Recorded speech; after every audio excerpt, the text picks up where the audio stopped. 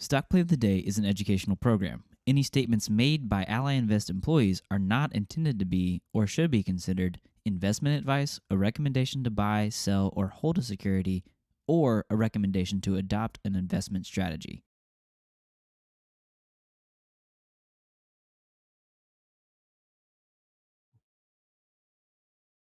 Hello, my name is Brian Overby.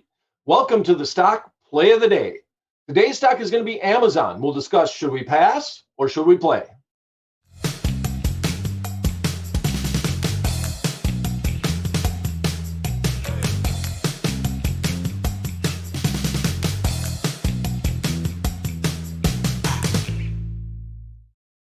Hello, my name is Brian Overby. I am the Senior Options Analyst with Ally Invest.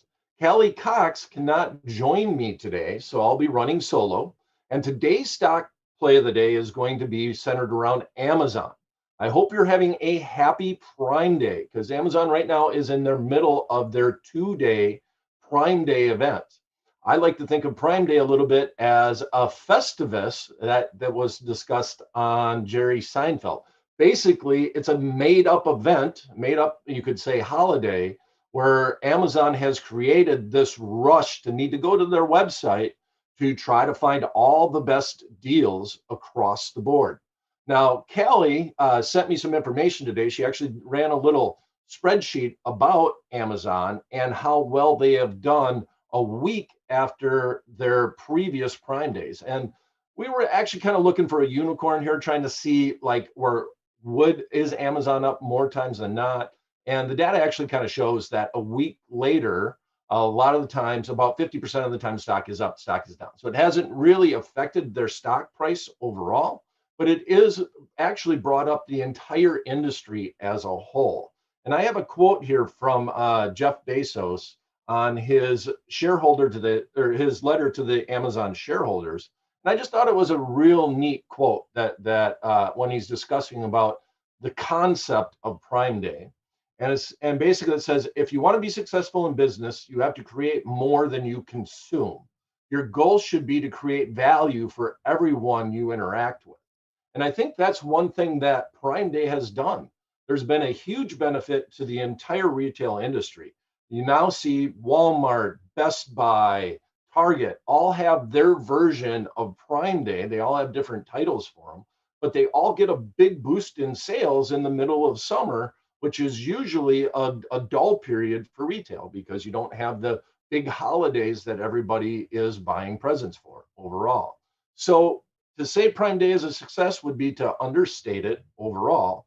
So we're going to go on this momentum, and that's going to be our stock play of the day. And we're going to do a speculative trade centered around the fact that Amazon is having their big event, and they've already kind of indicated that it's going to be a very successful event once again for Amazon in general, just from the numbers of the first day of Prime Day. All day today is still their Prime Day, and then going into the end of the week, we'll see some tails in the retail industry because a lot of the other websites are saying, well, if Amazon's going to do 2 days, we're going to try to make ours a 3-day event, et cetera, et cetera.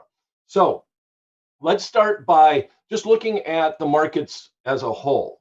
One of the things that I find interesting that's going on in the marketplace is that the NASDAQ is now being the leader in the space. We've seen the NASDAQ be a little bit of a laggard overall. But if we look at the VIX index, we got the markets up a little bit today, and I'm showing my VIX watch list here. And the VIX has came down. It's down about a point today. It's trading on the lower end of the 1-year range, right around 17%.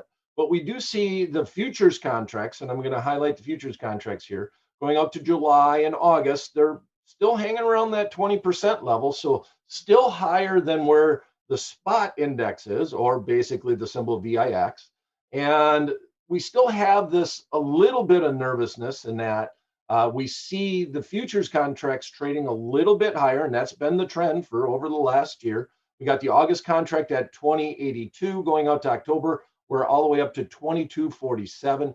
September right around 22 by itself. So that volatility still hasn't really waned, especially when you look at the futures overall. But with the VIX down today, that's usually a good sign. It usually means the markets are up, and yes, they are up overall. So what are we seeing in the S&P 500 index?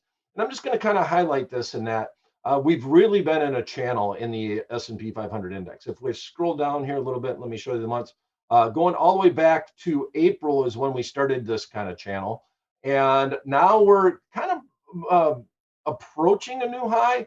Back in the middle of June, we actually set a new high, but we did not take off in the marketplace after that. And we're still really just trading within that channel. So every time that the market comes back and touches that new high, it gets harder and harder for that to for the resistance to the upside to hold. So every 2 or 3 touches, the next touch you're kind of thinking, well, maybe we're going to make that breakout. Well, what has happened in the Nasdaq is exactly that. So I'm going to jump from the S&P 500 index chart, and I'm going to show you the Nasdaq chart. And we finally had a breakout to a new high in the Nasdaq, and it's been led by a lot of the FANG stocks. So we've seen Google doing well recently. Facebook has been driving the market higher. Apple's been doing a little better. So the FANG stocks are finally getting their foothold and helping bring this market higher overall. And we see the Nasdaq did exactly what we were talking about. Here's the new high in the Nasdaq, or overall the year high, all-time high. But we came up and we just hung out there for a long time, right at the previous high, and we've finally broken out. And so overall, that's a good sign for the marketplaces when we're setting new highs and breaking out of old highs and actually maintaining it, staying above. Gives us an opportunity to set a new channel or a new trend, and hopefully that trend will be to the upside overall. So we're going to grab that momentum. We're going to grab the prime day momentum. And today we're going to look at a long call spread, which I'm highlighting right here, in Amazon. So this is a bull call spread overall. We're going to be selling some of the premium. I love the fact that Amazon is a $3,500 stock. It makes it very interesting to trade options because it's basically the value of a lot of indexes. And the fact that it's such an expensive stock brings in a lot of premium on those option contracts. And when there's a lot of premium, it allows for adjustments. So today we're going to not only talk about the long call spread that we're going to look at, and we're going to be on the bull side. I'm going to emphasize this is not meant to be a recommendation. Whenever we do anything here on the stock play of the day, we're just trying to learn. And the reason why we're looking at a long call spread has a lot to do with the fact that Amazon is a $3,500 stock. And on top of it, we're just going to be speculating. So this, without a doubt, we're speculating on the events that are happening right now in the marketplace. Volatility isn't extremely high. As a matter of fact, if you look at a volatility chart, a 1-year implied volatility, 30-day implied volatility, Amazon is actually at the low end of the range. But that's happening with a lot of stocks just in general. But the fact that it's at the low end of the range, we still are going to be selling some option premium, mainly because Amazon's a $3,500 stock. There's a lot of option premium to sell, and that also allows us to adjust the trade if it goes against us. So if we look at Amazon, let's talk a little bit about the NASDAQ chart and the Amazon chart. They look very similar in general. If you just kind of look at the channels, now obviously they're much different valuations overall, but the NASDAQ chart, or I'm sorry, the Amazon chart, it looks a little bit like what we see going on in the S&P 500 index.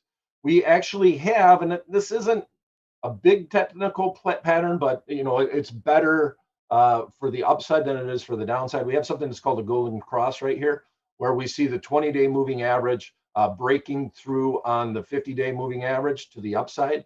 We're still not really overextended relative to the 200-day moving average. The S&P 500 index, actually, the dichotomy is much greater in the S&P 500 index versus the 200-day moving average than we see in Amazon. But once again, we're brushing up against that new high, and who knows, maybe this big event can help push it to that new high, and we'll find out in a few days' time. Usually they start announcing sales numbers a few days after the Amazon Prime Day. But overall, they're lifting up the whole industry because they're giving you a reason to go to their websites and purchase things online in the doldrums of summer overall. All right, so with that said, let's get in today's stock play of the day, paper trade. So I'm going to highlight here the Amazon option chains, and it's up $50 today, which in Amazon, that's only 1.5%. So it's not like a huge move, but once again, you're dealing with a high price stock. To me, I think it's fairly interesting, though, that we're breaking through the 3,500 level. The fact these round numbers, usually people are watching them in general and like when we break through these levels. So if we can stay above that 3,500 level, that's a good thing for Amazon in general. We're going to go out 10 days. Now, you could do this. I'm going to look at the expirations. You could do this on the June 25th expiration, which would be this Friday. And that's an okay trade to do overall, but we're going to look to possibly hedge this if we did get a downturn in Amazon. So I'm going to go out a little bit farther in time just to give myself a little bit of time. Now, we don't choose what day we do the stock play of the day on. We usually do it on Tuesday. If we did the show on Monday, I might lean towards that June 25th expiration. Why? Well, it gives a couple of days for the trade to play out and see a little bit of the momentum of the trade, but you still got a few more days to hedge. If we do it today, you got half a day, obviously, on Tuesday. Then just Wednesday is when you'd be looking to maybe adjust the trade. And then you really only have one day. And then going into Thursday, some of the time decay kind of happens, makes it a little bit harder to do the adjustment. And then on Friday, it just is what it is, just in general. And that's usually the case with options. So we're going to go out a little further in time. We're going to go out to the June 10th expiration. And then that gives us something to talk about as the trade plays out. It gives us some time. We can talk a little bit. And this is all about learning anyway. So we're going to give ourselves a little bit of time, see how the trade plays out over the next 10 days. Okay. So with that said, Amazon right now is trading at 3,504.20. I'm going to do the July. Oops, sorry about that. Clicked on the wrong button. I'm going to do the July 2nd expiration. We're going to be buying. Now, the calls are on the left-hand side. This is obviously the Ally Invest option chains. We're going to be trying to sell the most at the money option contract. And we're trying to bring in as much premium as we possibly can. So this is going to be about a 50-50 trade. We're going to be buying the 3,490 strike call and at the same time selling the 3,500 strike call.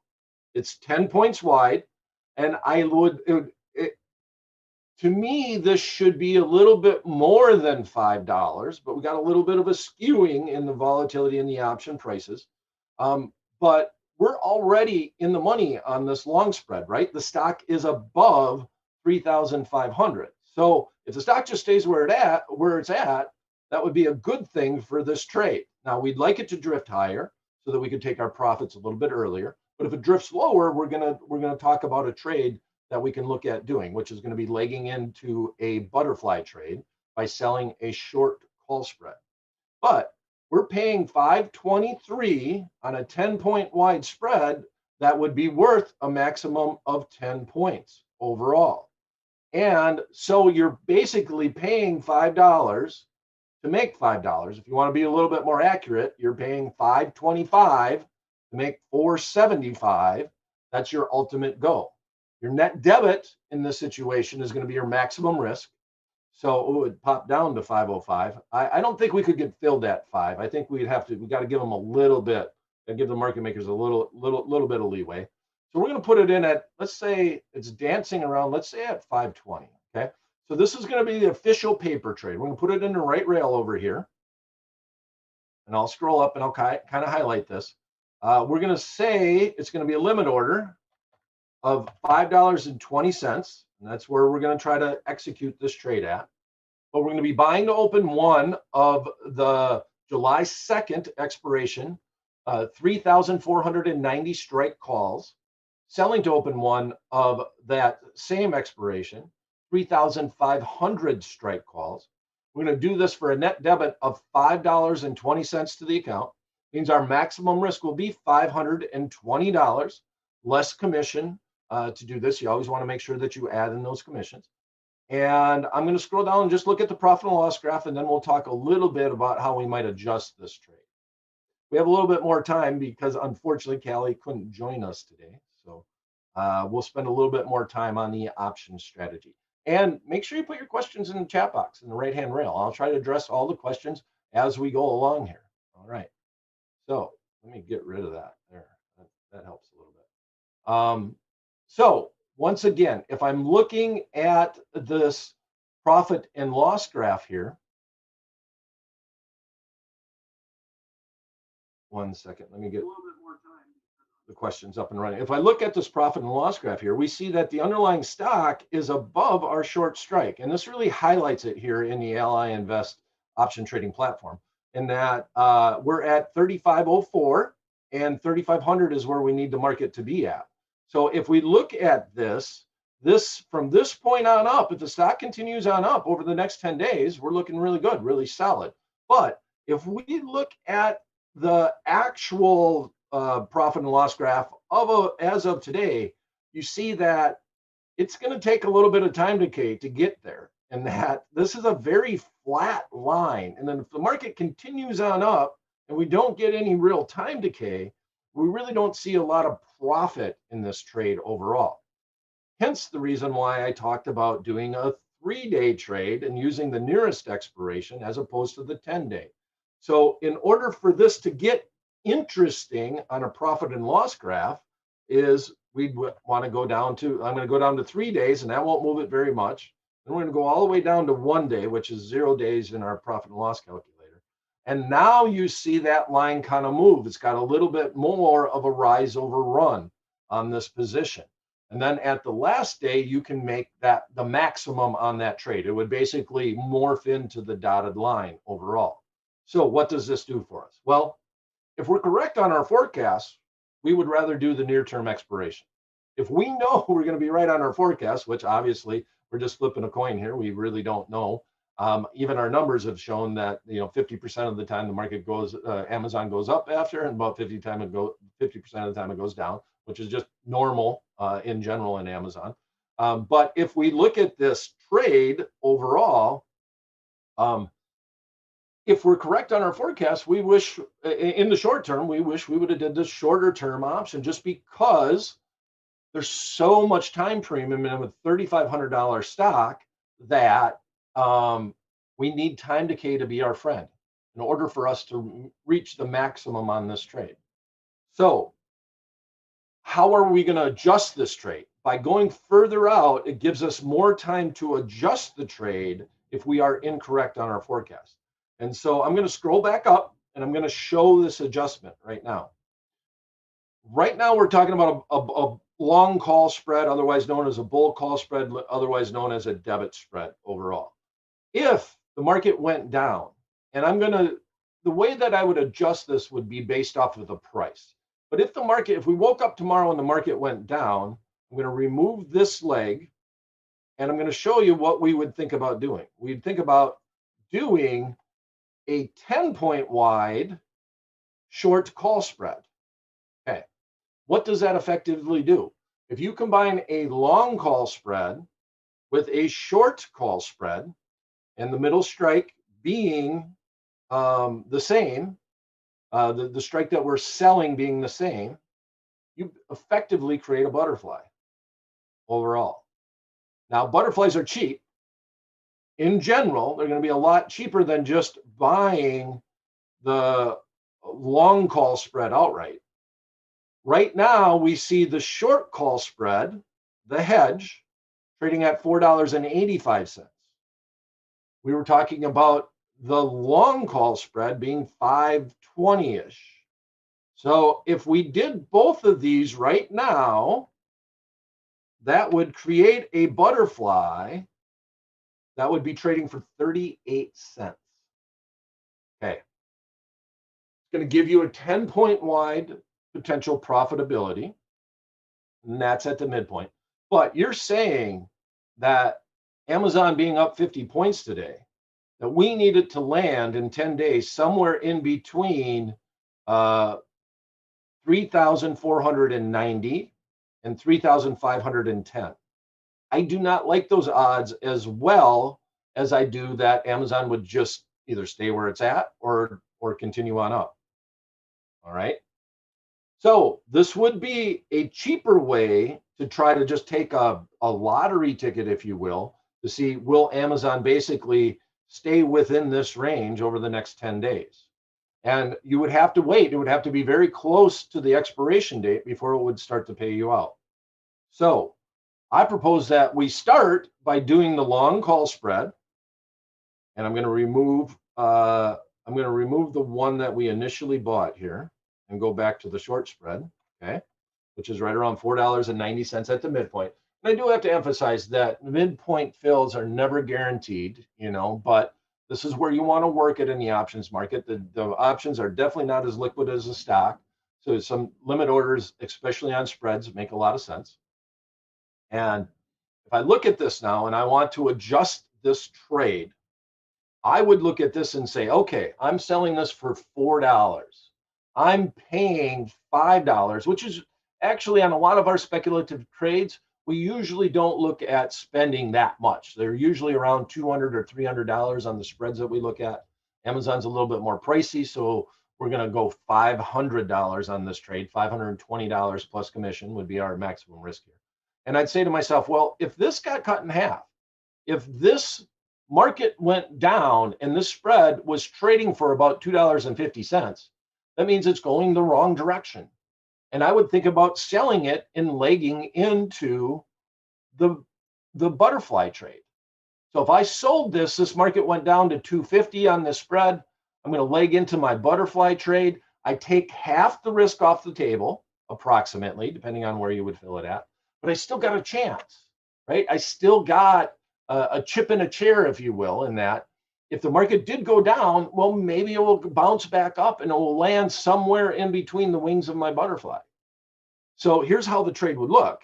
I'm going to use the profit and loss graph to try to explain this in detail, but this is a strategy when I'm speculating on an event that I always consider doing, especially on expensive underlying stocks because of all the time premium that are in the option contract. Because obviously this would be really hard to do this trade if there wasn't any juice in the options, right? Because the market would just go down and I wouldn't be able to sell this and bring in a decent credit to the account.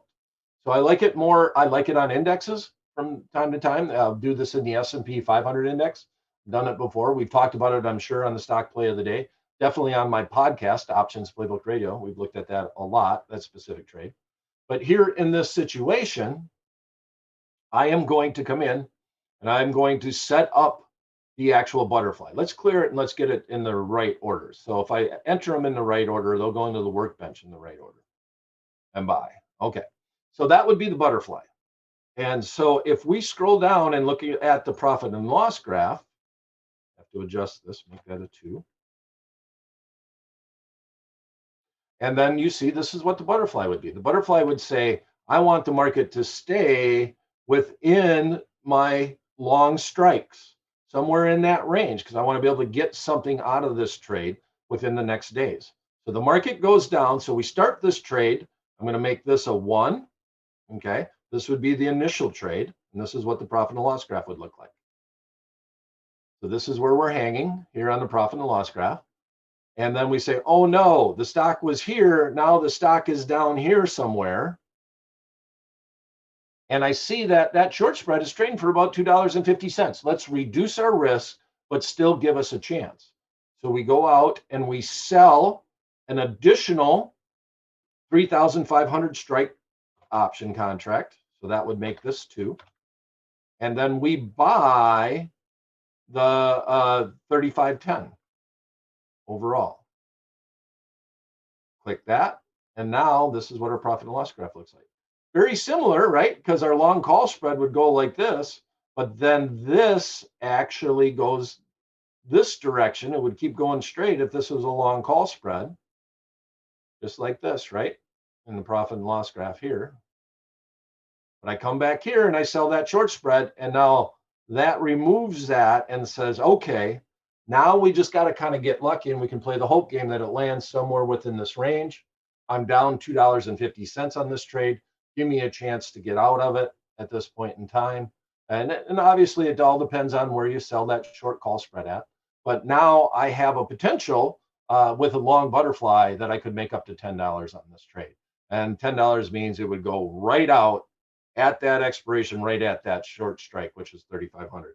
Kind of tough to do. We just wanted to land somewhere within that range. And then hence, I don't want to cheese anymore. Just let me out of the trap. So we have a scenario here where if the market stays where it's at or goes higher, this trade should be profitable as we get some time decay. If the market goes down, we have a way that we're going to hedge our risk. We're going to come on in. We're going to do leg into the butterfly trade overall in general. We're going to create a situation where, all right, we took half of our risk off the table in general, but we still got a chance going into that expiration date that it could land within this range. And hence we could get out of the trade at a potential zero loss to our account, or maybe even a small profit. If we could sell it for $3, we would actually be up a little bit on that trade overall at the very end. And that would be the butterfly sale. Okay, so a little bit more advanced. I don't have my colleague, Callie Cox or Lindsay Bell with me today. So bring up your option questions. We got a few minutes here before the end of the show. So I see if I look in here, I already noticed that Wayne's got a question for me. So let me read here. Please put them in the chat box right now if you're watching live. We like to make this as interactive as possible. Hey, Wayne says, hey, Brian, what do you use as a potential resistance target for how high the price could rise? Do you use the 35.31 closing price from September 2nd? Well, one of the things with the Amazon chart, and I think this is the NASDAQ one. Okay, here's the Amazon one, is that if we do break through a new high, well, then there's really nothing to look at right here. So this big number is right at this level, 35.56. We'll call it 35.55. Let's make it very, very simple in that range. It's kind of a thick line. But if we look somewhere, the line on the chart here is 35.56. If we can break through that high and set a new high, well, then we're looking to set a whole new channel for Amazon in general. So that would be the spot we would like to see it get to. And we're risking 500 to make 500, 520 to make 480, and if we fill at 520 in general. So that would be a fairly important point. Now, obviously, if you go back to this range, I think this is where you were talking about, Wayne. This to me is just trading within the channel, but obviously this was an area of interest. When we came up to set this high back in, when was that? That was May, back in May. It obviously struggled a little bit in that range and then eventually broke out, started to set a new high right in this area right here on my crosshairs. But then when it failed, it came down hard. So it was obviously an area of interest. So it'd be really good if we could get through that new high on Amazon in general. But this is just really a speculative trade. This isn't meant to be, this obviously isn't a long-term trade. We're really speculating on what may happen after their big Amazon Prime 2-day event. And we got a plan. Now, the biggest thing about a plan is that you got to stick to the plan, right? You're going to have to watch this trade. This isn't something that you're just going to put on and leave it.